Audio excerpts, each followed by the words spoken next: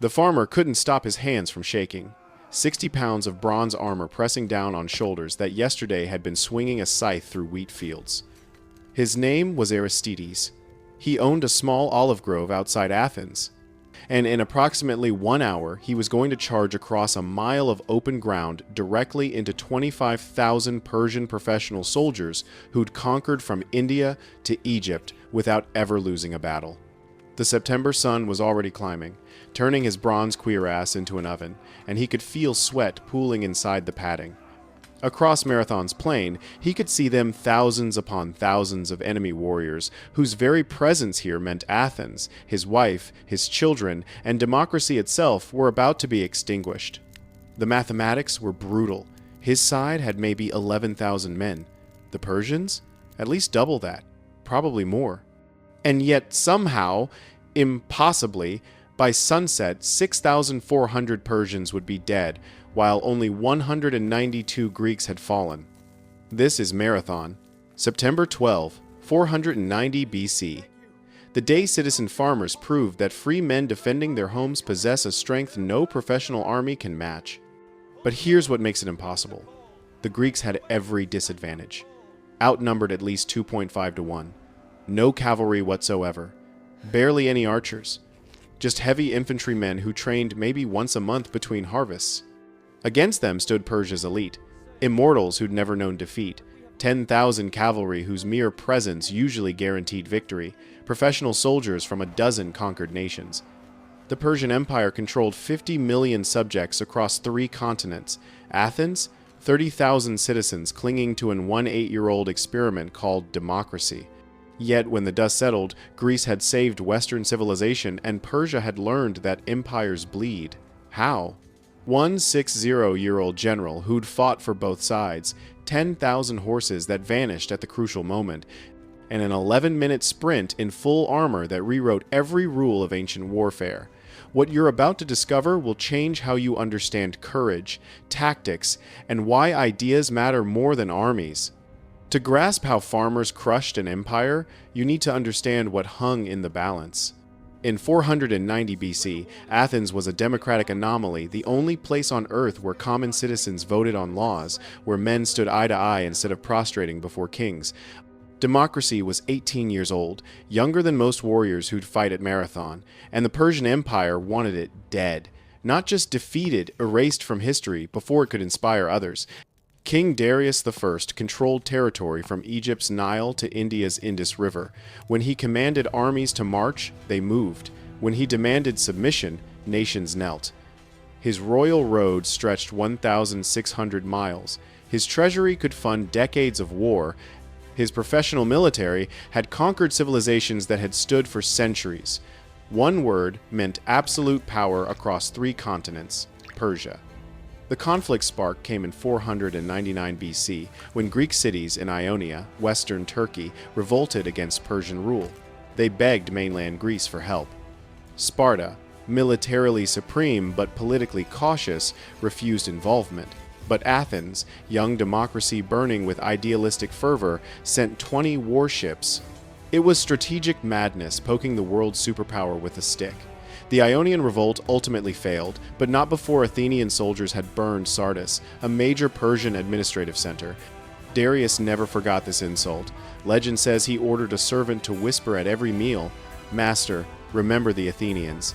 For a decade, Persia prepared its response. Every captured Greek merchant ship provided intelligence about Athenian defenses.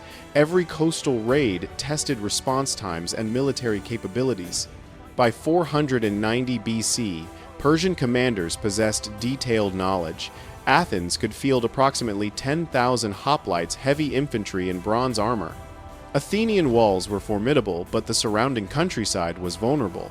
Most Greek city-states wouldn't risk Persian wrath by offering help.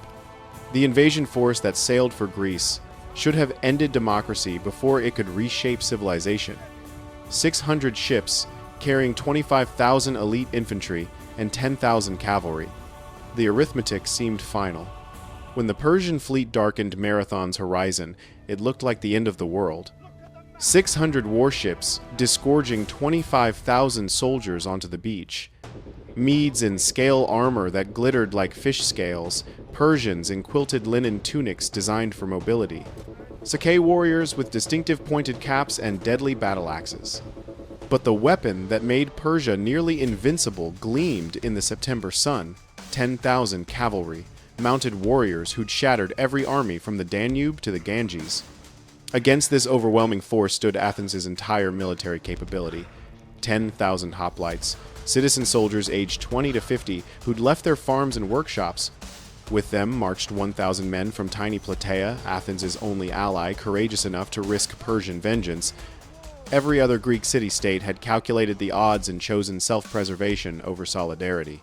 The late September heat was oppressive, even by Mediterranean standards, temperatures climbing past 95 degrees Fahrenheit by midday, transforming bronze armor into mobile ovens that cooked men alive. Marathon's geography seemed designed by gods for Persian victory. The plain stretched 5 miles, offering perfect terrain for cavalry maneuvers that had decided 100 battles. Mountains to the north blocked any Greek escape inland. The Aegean Sea to the east offered Persian ships safe anchorage and rapid withdrawal if needed. For Greeks to attack across this killing ground was tactical suicide. Leading the Persian forces, Datis, a grizzled veteran who'd crushed rebellions from Egypt to India and knew Greek warfare intimately, and Artaphernes, King Darius's nephew, burning with personal vendetta since Greeks had destroyed his provincial capital.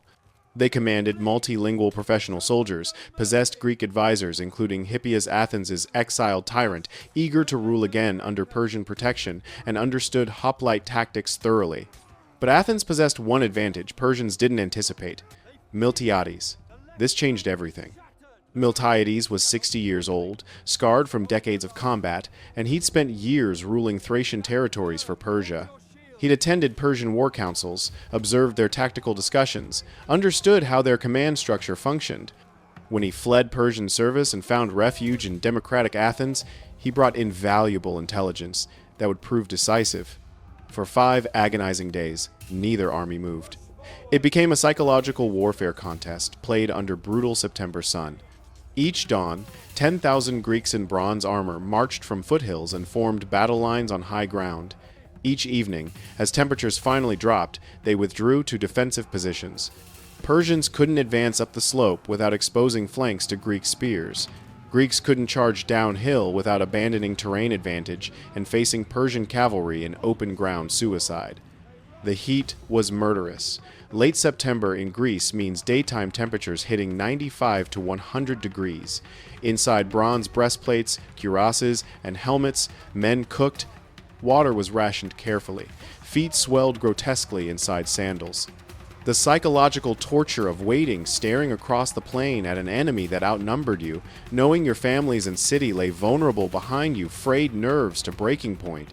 Some warriors prayed to Athena and Ares. Others obsessively sharpened spears. All understood the mathematics. Defeat meant Athens enslaved, democracy extinguished, Western civilization taking an unrecognizably different path. But time favored Persia strategically.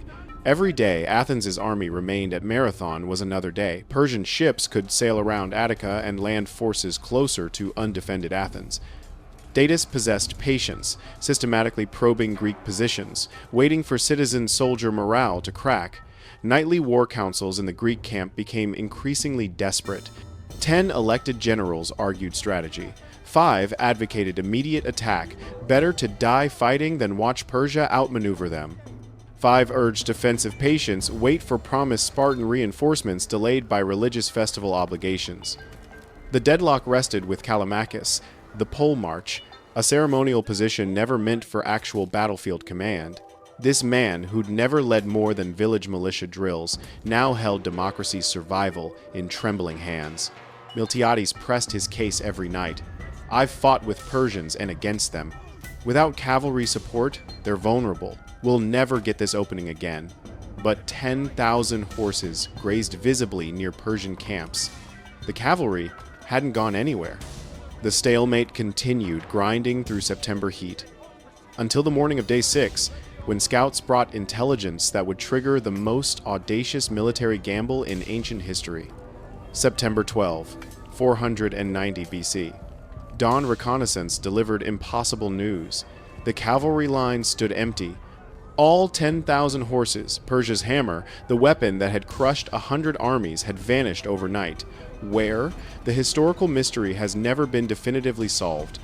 Most scholars theorize they'd been embarked on ships for a surprise amphibious landing near Athens itself, temporarily leaving infantry exposed. Others suggest large-scale inland foraging operations. What matters is that Miltiades recognized fleeting opportunity where others saw elaborate trap. The Emergency War Council convened amid desperate tension. 5 generals screamed obvious trap cavalry would reappear the instant Greeks advanced. Miltiades countered with insider knowledge. I've seen how they operate.